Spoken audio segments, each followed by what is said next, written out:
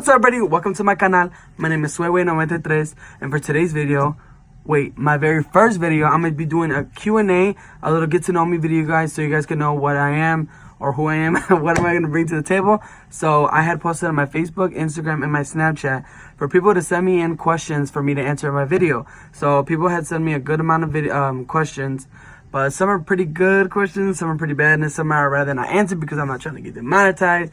But yeah, so I'm going to start reading from the questions that I liked. So here you go. Here's for the first one. So the first one is, what is or are your biggest regrets? What I can say my biggest regret is, when I was more younger, I feel like I didn't make more wiser choices of how I splurge my money or spend my money. So I feel like if I would go back in time, that's one thing I would change. Be like, hey, tap myself on the shoulder, be like, hey, dude, save money. Like, that's not gonna give you nowhere if you're not gonna save no money. For the second question is, what are some of your goals? Some of my goals are to be more successful in life. Of course, everybody wants that. To make myself happy, to make others happy, my family happy. So I feel like that's one of my goals is. Another one is, do you want kids? If so, how many? I do want kids later on in the future. Later, like couple 5, 6, 7 years from now. If I do want kids, I do want 2. Hopefully if I get boys and girls, but either way, it doesn't matter. Another question is, what got you into baking? So as many of you guys do or do not know, I do like to bake. I do like to cook. When I'm not on my phone or working constantly, on my free time, I like to cook. I'm always in the kitchen cooking myself and my friends and family food. So the question is, like, again, what got you into baking and cooking? Well, the cooking part, I feel like my mom and my dad did, because as when I was younger, before and right after I got out of school, and before my parents got into work, or after they got out of work, they would always constantly cook for us. So, and my family always loved to cook. We would have big parties. Everybody would pitch in for food. So that's why I feel like I got the cooking aspect. And the baking aspect, I feel like I got it from TV and all that. But then my grandma was a really good cook and a really good baker. She used to make us muñuelos, empanadas, a whole bunch of cookies, a whole bunch of pastries. And I feel like I grasped that from her. And every time I see her, I'll be like, hi, how you doing?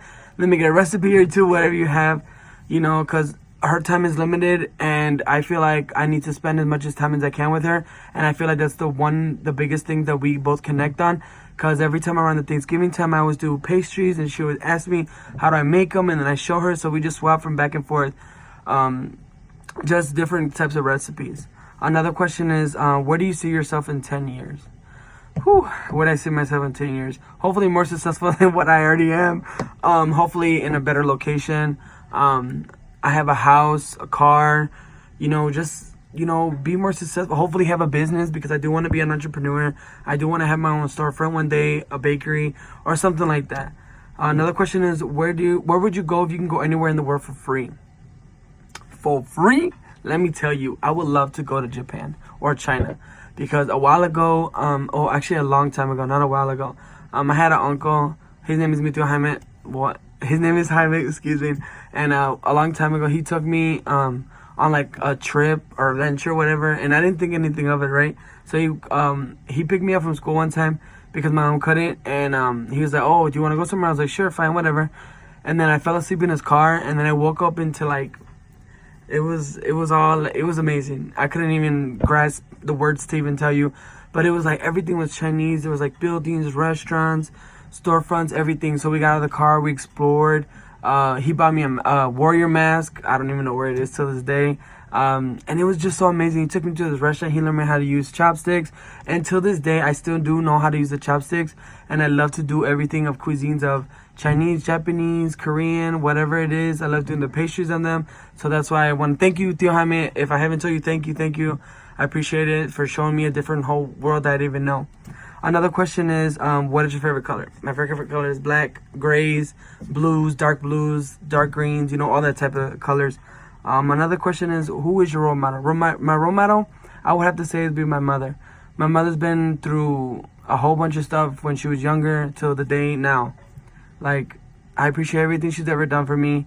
And the reason why I say she's my role model, because I know she was one of the first kids of my grandma's that graduated high school. And for like a long time when I was in high school, when I was a senior, I was like this close, bitch. This close to not graduating.